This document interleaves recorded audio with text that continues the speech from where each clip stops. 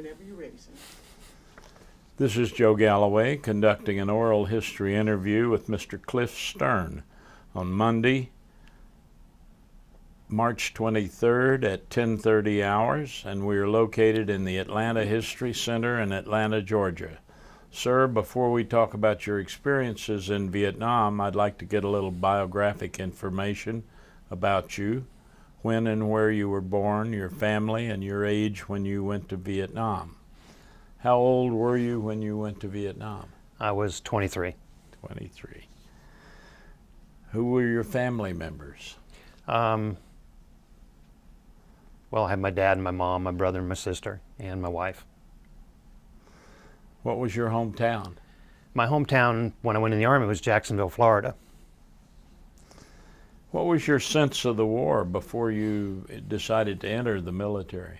Well, I think I've always considered myself a patriot even back then. I grew up on an Air Force base, so I've been around the military my whole life. And I just thought that we were doing what we needed to do. You were an officer. What was the source of your commissioning? Officer Candidate School. OCS. Mm-hmm. And you were commissioned into the U.S. Army. U.S. Army Engineer Corps. And what time was that? What time frame? What year? 1968. Where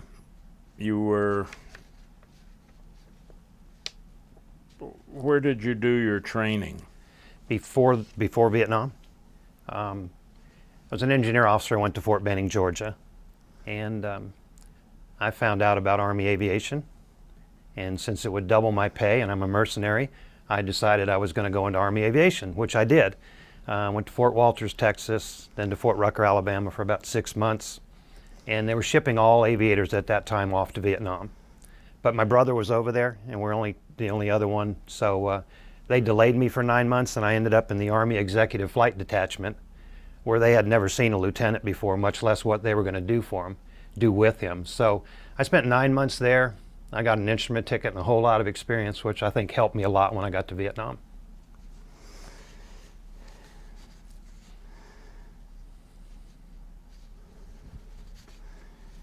When did you arrive in Vietnam? What date? August 1st, 1970. What were your first impressions on landing there? Hot, confusing. We landed at a big air base, came off a commercial airliner, and it was just sort of organized chaos. Follow this one, follow that one, do this, do that. Where were you assigned? There's sort of a short story there too. The assignments usually came out on this big board, and having been there just a couple days and talking to the people around there, it seemed like the higher the number corps they sent you to, the possibility of it being safer was there. So when the assignments came out, I said plantation on next to my name, and that was in the morning. And I thought that's great because that was in one of the higher corps numbers. That afternoon they posted a change, and next to my name was the AmeriCal Division in I Corps. So that's where I went. What were your initial duties? From the day I got there, I was a flight platoon leader. Had 11 aircraft and about 20 plus warrant officers, and I was considered the old guy. And you were 23 years old? I was 23. Most of my warrants were 18 and 19 years old. And at that time your rank was? I was a captain. Captain. Mm-hmm. What was your daily routine? Well, we were an assault helicopter company. We primarily flew combat assaults, and then we resupplied to people in the field, flare missions, and anything else anybody could dream up that a helicopter could do, they asked us to do. So we would fly usually one day, and then the next day the other platoon would be the primary combat assault unit, sometimes both of us. But since I was a platoon leader, even on our days off, we had crews to assign and missions to achieve. So I don't remember a daily routine other than get up, fly, eat, and go back to bed when we got done. It's kind of what it all boiled down to. What was the chow like? A lot of people, you would think it would be not very good, but when we were in Duc Pho, which is where we were stationed, we got tolerable food through the week, but on Sunday mornings was a big deal because somehow our mess sergeant always ended up with steak and eggs. which was good for us because that meant all the gunships in the area would come down to our mess hall on Sunday mornings to eat. And whenever I had an emergency mission on Sunday, I could take Cobras instead of our Charlie model gunship, so it worked out really well. What were your living conditions, your quarters like? I think they were excellent. I mean, they had been built up over years. We'd been there. Being a platoon leader, I had my own room per se. It was probably, it might have been 8 by 6 or 8 by 10, I guess. It was pretty small, but it was adequate for what we did. What issues, events, and responsibilities consumed most of your time? Primarily planning for combat assaults. That really started the day before, the night before. Get everybody together, brief, plan the routes, figure out how we're going to do this. When I wasn't flying lead for the combat assaults, I was the air mission commander, which meant I went out and found the LZ. Didn't find it, I located it. And then we would go in and mark it for the troops coming in, the aircraft coming in. Did a lot of coordination with the local commanders. We would fly out and talk to the battalion commanders about big operations and then go from there. Signing crews, I had a great platoon sergeant, and he was considerably older than me. He must have been in his late 20s. And he would assign the crews, and the enlisted crews, door gunner and crew chief. I would assign the pilots, and then we would go out. One of my bigger issues was I was the platoon leader, so I was in charge of the mission, but I wasn't in charge of the aircraft because the aircraft commander was in charge of the aircraft. It's kind of a neat thing if you feel it out right. So early on, I found who my best 3 pilots were, and I spent all my time flying with them until I became an aircraft commander, and we got along just fine. What were your impressions of the Vietnamese people that you had any contact with? You know, I pretty much didn't leave the base except by air, so I didn't drive around a lot. So we had the people that we interacted with on the base, the barbers and the people who took care of the, and felt sorry for them actually. They had pretty poor living conditions based on what we experienced. And then when you see some of the horror that was inflicted on them by the VC, it was just, it was hard to deal with. Describe your friendships with and your impressions of your fellow soldiers. When we're over there in our unit, our motto was nothing impossible. And we did the difficult every day, and then periodically we did the impossible. But we were a cohesive group. We were there for each other. You know, you'd get word back from the States on politics of the war and everybody's protesting this, etc. Well, that wasn't really us because we had to worry about going out day after day and coming back. So I would say that the camaraderie in battle is unbelievable.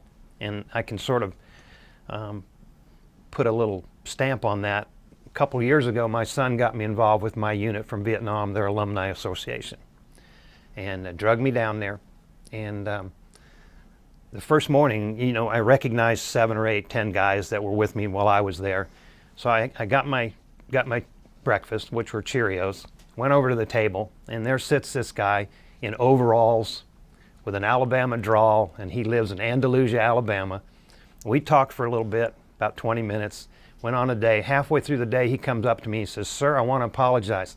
I didn't realize you were my platoon leader over there." Turned out it was one of my door gunners, who I would tell you now, I'm closer to him than I am my brother. So that's what it breeds in combat.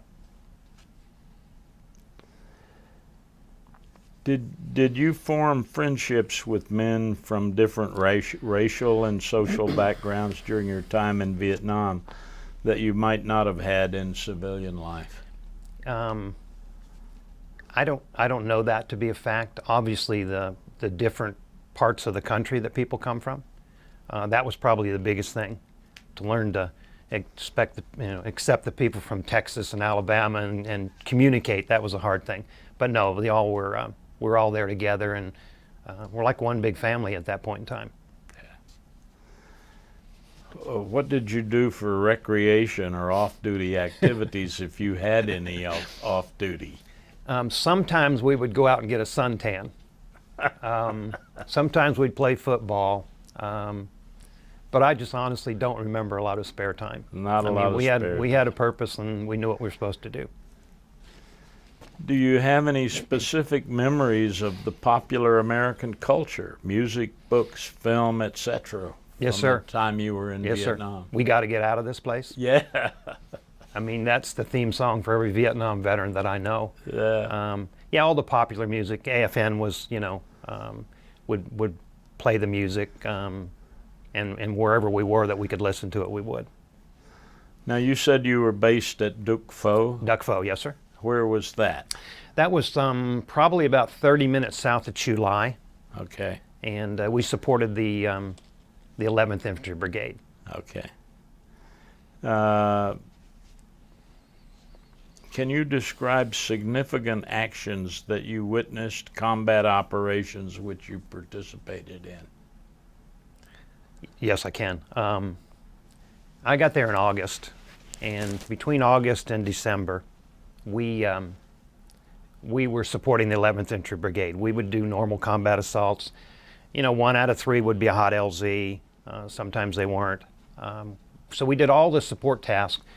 But if we could climb to 1,500 feet, we were pretty much couldn't be hit by small arms fire. So we got used to that. And then January 25th of 71, we got an alert order that we were moving. And January 30th, we packed everything up and we flew north. And what we did is, they still hadn't told us where we were going. But we flew up and we stayed at either Marble Mountain or Da Nang for our overnight stop. And the Marine Corps hosted us for this event. And they took great care of us. They fed us, they partied with us, gave us a place to sleep. And lo and behold, we come out the next morning and they got their unit symbol painted on our aircraft. So when we moved forward, which was the invasion of Laos, Lam Son 719, we carried our unit crest, and also we had a Marine Corps crest on it. So it worked out fine. We might have been lucky. So we moved up to Quang Tri. Yep. And moved into an abandoned orphanage. And you can imagine what an abandoned orphanage looked like. It was pretty ragged. We had tents, and it was a pretty hard time. And then we supported Dewey Canyon 2, which was the 5th Division, I believe, was between us and Laos. And we supported them from that time up to February 8th. And on February 8th, we invaded Laos. And we were one of the lead elements that went in. And I've never seen anything like it. Like I said, we could climb to 1,500 feet where we came from. We had 23 millimeter, 37 millimeter, unbelievable anti-aircraft radar controlled weapons up there. I mean, I think the only reason they didn't get us all is they were laughing because we were flying too slow. They were used to shooting at aircraft, jets and things like that. So, and that day, February 8th until about the 23rd, we were on the offensive. And from the 23rd until about March 25th, we were trying to get all those guys back out of Laos, and it was a nightmare. So, yeah, I mean, that to me was just, I saw things happen there that I couldn't believe people could accomplish. And one thing, I've never, ever had anybody in my platoon refuse to do anything, which is remarkable when you know what we were going through. And up there, it was every day. The only days we had down is when the weather kept us down. And then we regretted that because that meant the guys over there couldn't get any resupplies. So, and we lost, I think we only brought 5 original of the 33 aircraft we took up there. The rest were shot down, crashed, whatever. Whoa. And of course we got them replaced, but we only brought 5 originals back. All of our gunships were lost. What about the personnel casualties? I lost 3 there. On February 8th, my wingman was killed 20 seconds behind me, right where I was sitting. So I feel inherently lucky. We had just celebrated his 22nd birthday 2 days earlier. And I lost him that day, and then I lost 2 more around the middle of March. And they weren't even 21 years old either of them. I was on that operation. Were you, sir? Yeah. We would flip a coin every night to see which lucky 5 of us got to fly the dedicated Huey into the Techipone area. Yep. The SecDef had designated a Huey for us, and I couldn't believe my eyes. No, sir. It was, I mean, some of the things, a friend of mine named Jimmy Jackson, one day he was out in his Cobra, and he was doing gun runs. If you remember that mountain just north of Quezon, the real high one, he was doing gun runs on that. and guy hadn't had ammo for 15 minutes. He was just trying to take fire away from somebody else. My warrants would go in and pick up as many as they could possibly get, come back out. It was just unbelievable what they accomplished. Did your crew chiefs have to grease the skids? Yes, we did. You know about that. I know about that. Yeah, we had, that was when it started that third week in February through the last part. We would go into an LZ getting these guys out, and it was horrible. I mean, I don't know, there were numerous NVA divisions up there, entire 19 anti-aircraft batteries or battalions. I mean, it was just unbelievable what they had. They knew the Army were coming. Yes, sir. And I don't know, you obviously have studied the battle plan? Oh, very much. Wow. I'm an engineer, and I'm not sure I couldn't have done better than that by myself, but maybe we shouldn't say that. But I mean, I know that the battle plan was designed for 5 to 7 divisions, and they sent 2 ARVN divisions in, and then we backed them up with an American division on this side. And to send an armored convoy down that road, surrounded by high ground on both sides, in bad weather, I mean, that was the worst weather season too. It was just, and so these guys trying to come out, I mean, you had to feel for them, but by the same token, so many of them would get on the aircraft, we couldn't lift it up. Couldn't lift. So we had to get them off, and then they would hang on to the skids. Yep. And then, you know, I've got some audio cockpit tapes from Vietnam about my unit, and you'll hear one guy saying, he said, 2-1, this is 2-9, that guy just fell off your skids at about 1,000 feet. And it happened time and time again, so that's when we started greasing the skids. Yeah. So they couldn't grab hold. Yeah.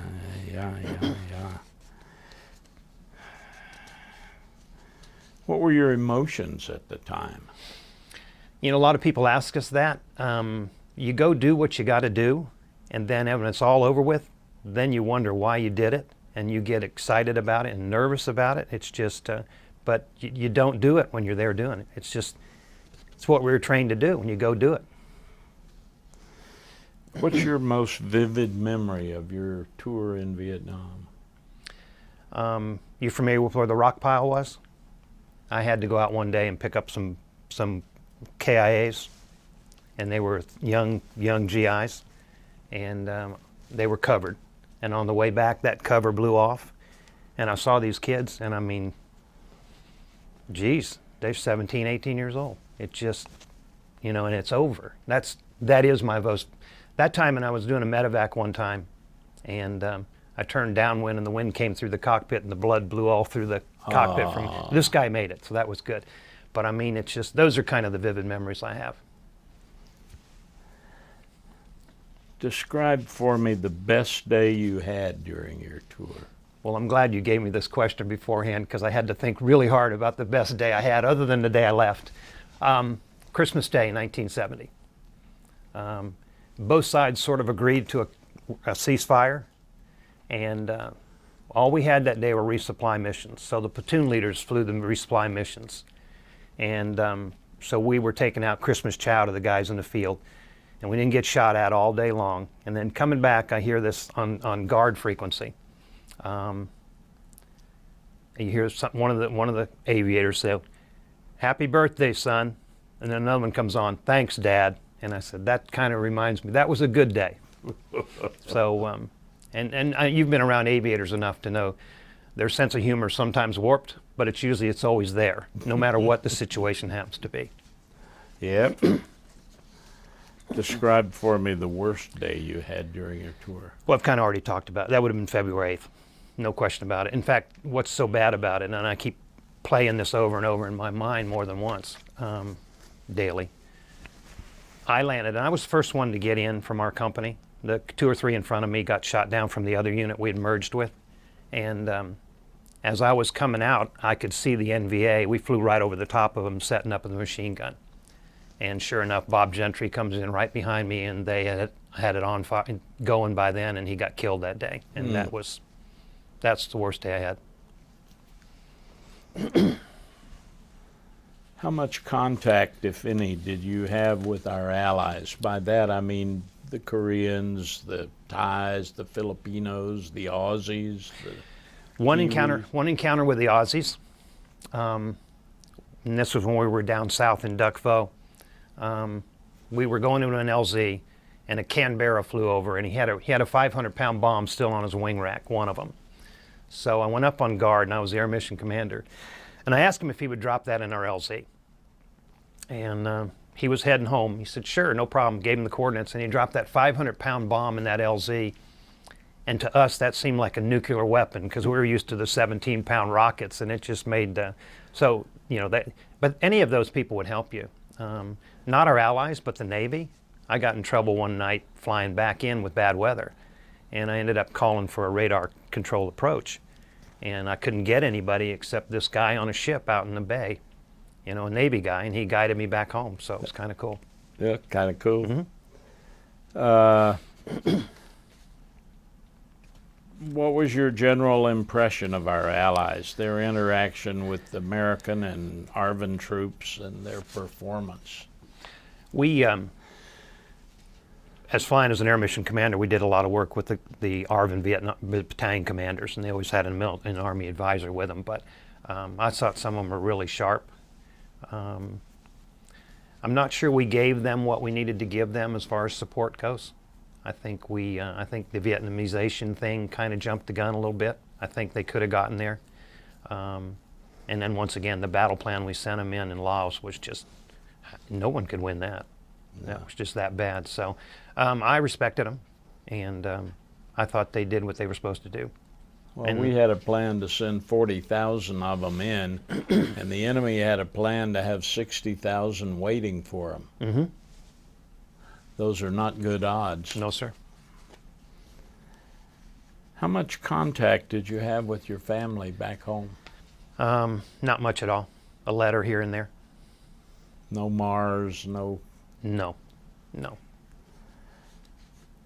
How much news did you get about the war from home, if any? Too much. Too much. The only news I saw really was either in the Stars and Stripes or the AFN that we'd watch once in a while in the club. Never seemed to be good. Don't think it was. No, I don't think so. And I kind of feel like, you know, the way we were treated when we came home is a good reason why the kids coming home now aren't treated that way. I think we had a great deal to do with that. I think you're right. Were you aware of any particular social or political events or movements back home? Mm-hmm. I mean, we would see that on, you know, the marches and the protests, et cetera, and stuff like that. How did that news affect you and your friends?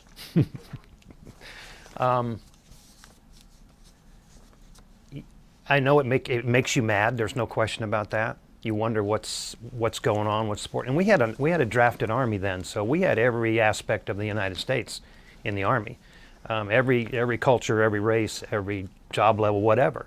So we represented the country as a whole, and yet the country wasn't backing us at all. And I think that bothered people. That's bothered me for a long, long time. It won't go away. Me neither. When did you return home? August 71, from Vietnam you're talking about? From Yes, Vietnam, sir. Mm-hmm. Yeah. Describe what that was like. Well, I was carrying a Chi-Com 55 as a war trophy, so no one messed with me. I actually was just ignored, unlike some of my comrades and friends who were spit on and, you know, yelled at and things like that. Even some of the females that came back, although there were very few, I mean, you know, they got roughed up and things like that too. So I was lucky. But when I came back, I stayed in the Army. And I know we weren't allowed to wear our fatigues off post. We could go from the post to home, and that was it. You couldn't stop any place. And I kind of think that we all kind of just hid the Vietnam thing in the background. We didn't talk about it a lot. We didn't discuss it, primarily because we weren't looked upon very fondly then. What was your reception like from friends and family? It was fine. There was no problem there. It wasn't them that were the problem. How much contact have you had with fellow veterans over the years?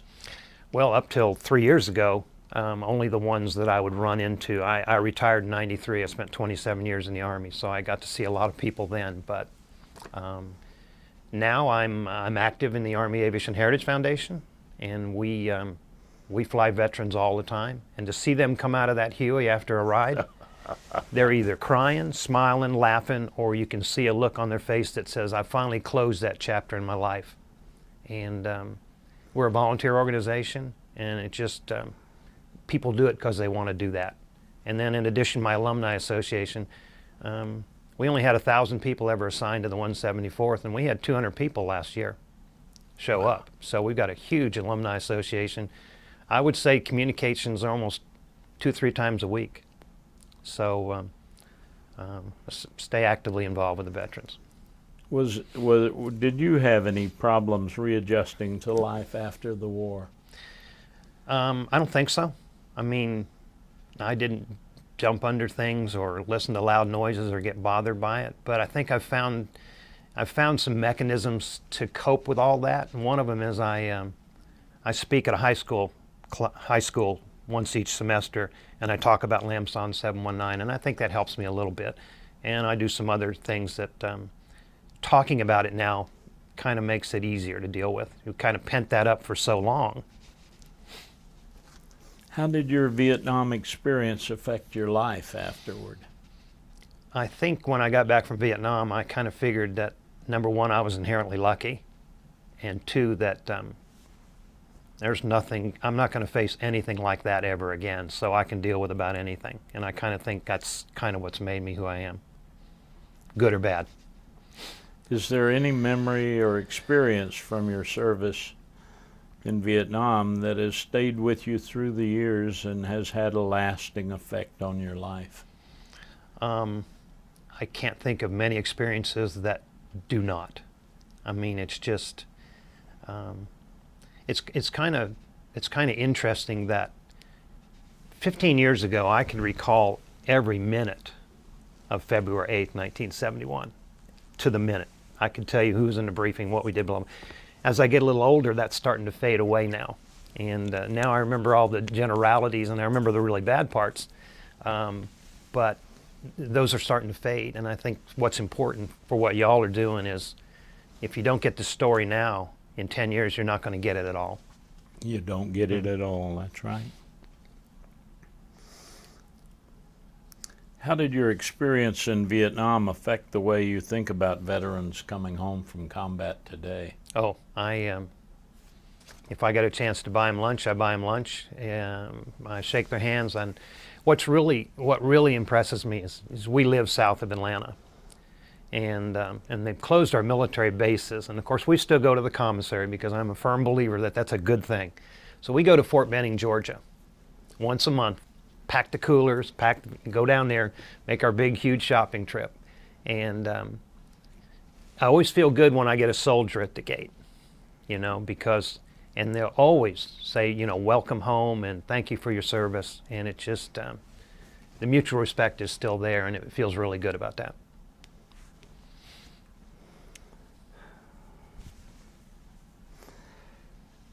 How do you think the Vietnam War is remembered today? Well, I think today it's better than it's been. I think it was, I honestly feel we could have won that war had we been allowed to win that war. I don't think the politics of the time was allowing, and as we look at Iraq and Afghanistan, and we've been in these wars for so long, it just wears on the public, and I think they had to make a decision to do what they did. But it's just, we had an event about a month ago, I think, and we had a Sergeant Major guest speaker. It was our annual meeting at the Heritage Foundation. He was a prisoner of war for 5 years, and 3 years in the jungle and 2 years in Hanoi. And when you see people like that, and he's got a great attitude and things like, it's remarkable. Those people still exist, and now we're starting to hear them. We weren't for a long, long period of time. So I think most people respect what we do. Last Wednesday we did an event at Noonan High School. We flew a Huey and a Cobra in there, and we had 500 kids come down to look at those aircraft, spent the whole afternoon with us, shook our hands. I mean, it was just, it's uplifting, and I hope that's the way it's being remembered now. Did you take away from Vietnam more that was positive and useful than you invested in blood, sweat, and tears? I think so, yes. I mean, I think that experience, good or bad, made people what they are when they came home. So depending on how you reacted to it, how you adapted to it. Now, we had a lot of people come home that were, had some real problems. And the other thing is, I don't think we dealt with those problems at the time like we're dealing with them now, which is another good thing. But I just think that, I can definitely say that, it was more positive than negative. In the end, what did that war mean to you and your generation? I think for 25 years, it was in the shadows. I think we had to keep it in the shadows because it just wasn't. We weren't well respected when we got home. It just sort of laid there, and then for some reason in the last decade or so, it's become popular. And I heard somebody tell me that, there's like 1 million veterans left from the Vietnam War, and there's 3 million on the census. So obviously we're popular because people want to be us even though they weren't us. So that's kind of a good thing too. What lessons did you take from your service in Vietnam that you would like to pass on to future generations? Every second's precious. You do things, you're trained to do them, but you never know the outcome of what's going to happen a minute down the road. So I would say, it's kind of cliche, but live life to its fullest because you don't know how much longer life is going to be with you. Have you visited the Vietnam Veterans Memorial in D.C.? Yes, sir. More than once. What are your impressions when you go there? Very emotional. I talked to my 4 guys. Even down at Fort Benning, I did the same thing. We have a wall down there now. The traveling wall has been kind of set up semi-permanent, and that's why I go there. Have you heard about the 50th anniversary of the Vietnam War commemoration? Yes, sir. What are your thoughts about this effort? I think it's great. I think it's a good recognition for people who did an awful lot for this country, and they never got their parade per se. I don't want a parade, but I'd like to be respected, and I think most of us would feel the same way about that. In fact, our organization is doing one of your 50th year events on May 9th. Great. Thank you, Mr. Stern. Thank you, sir. Can you stay right there? Can I ask a question? Yes. Mr. Stern, you mentioned that your memory was fading just a little bit about that February 8th. And I know it was a traumatic event for you. This is a great opportunity to document anything that you want to say about that you may not remember down the line. Is there anything that you? Oh, you mean that day? Yeah. Is there anything that you want to have documented? Well, I mean, the night before, as in all big missions, we all got together and we're having a beer, and we started talking about the next day's mission. And of course, Bob Gentry, the guy who died the next day, said, "Well, I'll tell you what, if I don't come back tomorrow, you get my stereo." And I remember that forever, and we never did that again. But lo and behold, the next day, he goes away, and that memory sticks in my mind. The fact that he had a birthday the day before, going out from where we land, from Quang Tri to Quai Son, we would always fly down the valley, come up through the clouds onto Quai Son, and then we would load there. And then we had this huge daisy chain of probably 100+ helicopters, just going back and forth between Quai Son, dropping people in different landing zones. I remember I went in there 5 times that day. The last time I pulled out a bunch of wounded Vietnamese, and I took them back as fast as I could. I took them to our hospital, and later on I get counseled on, next time you bring wounded Vietnamese back, take them to their hospital. I said, just really, I knew where this one was, and that's where I was going to go. And I think when we got back that night, there wasn't a lot of talk or anything. It was just no one could believe what we had accomplished or what we could expect for the next however many days. So, kind of.